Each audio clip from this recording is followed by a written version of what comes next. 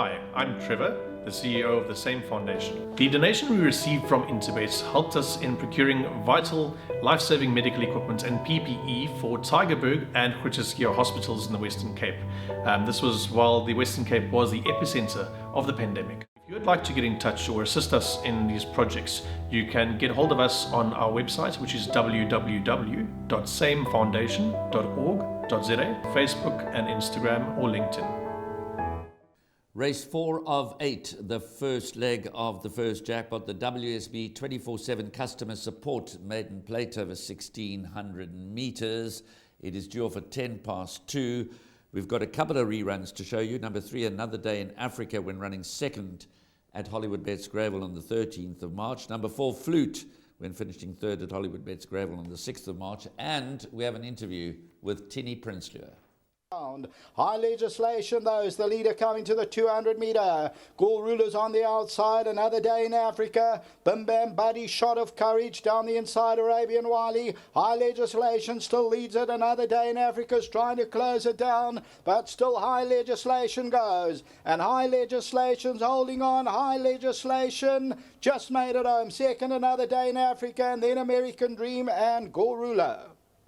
Outside, Flute's trying to get into the race. Runaway Song comes forward. Flute on the outside. Down the inside, One Shot Wonder, Head Gardner. Flute on the outside and down the inside. Runaway Song as they pass the 200. Runaway Song and Flute. These are the two down the inside. Head Gardner's running strong. Runaway Song and Head Gardner. They hit the line. Oh, it's close. Very close. Runaway Song or Head Gardner. They went over the line at one, and it's mighty close. Willie the Wizard, yes, Warren.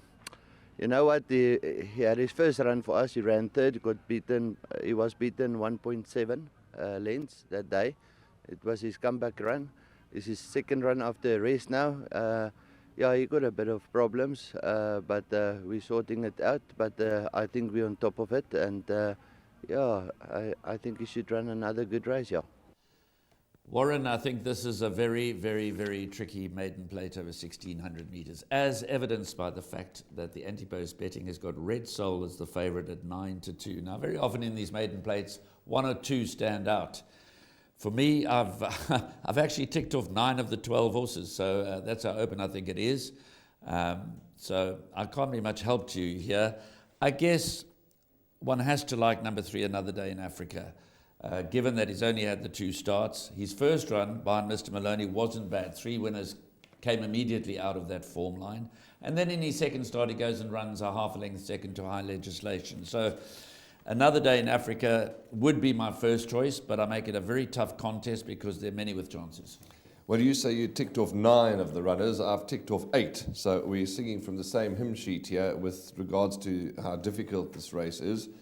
You know, you look at number 10, Brave Voyager, and 11 In the Summertime, both very lightly raced. Brave Voyager improving beautifully, but they're both drawn deeply. Specially Selected's drawn the widest of all. Got to have a chance, very consistent. Willie the Wizard, we heard from Tinny, now second run for the stable, and the debut for the stable was a fair effort. Samanga Kumalo keeps the ride, and that encourages me because he must have felt something there, that there's something to work with. Death Blows come good of late, and so is Paul Lafferty's stable.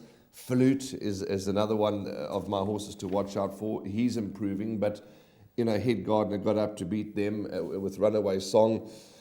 So the strength of that field wasn't the greatest, but Flute is improving, so I give him a chance. Red Soul, interesting horse, Graham. He deserves to win because, you know, he's a bleeder.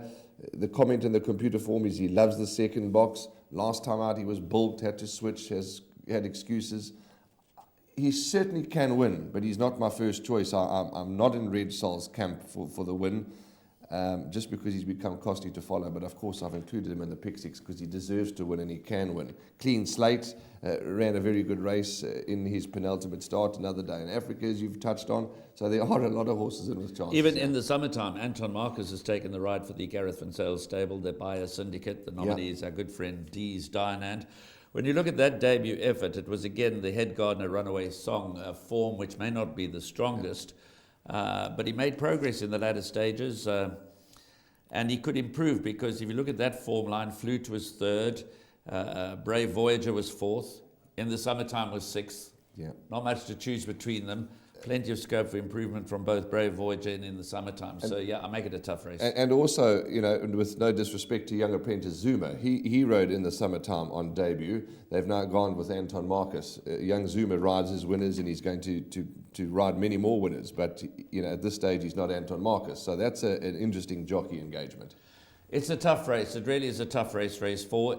As evidenced, as I said a moment ago, by the betting, which has Red Soul a weak 9-2 favourite.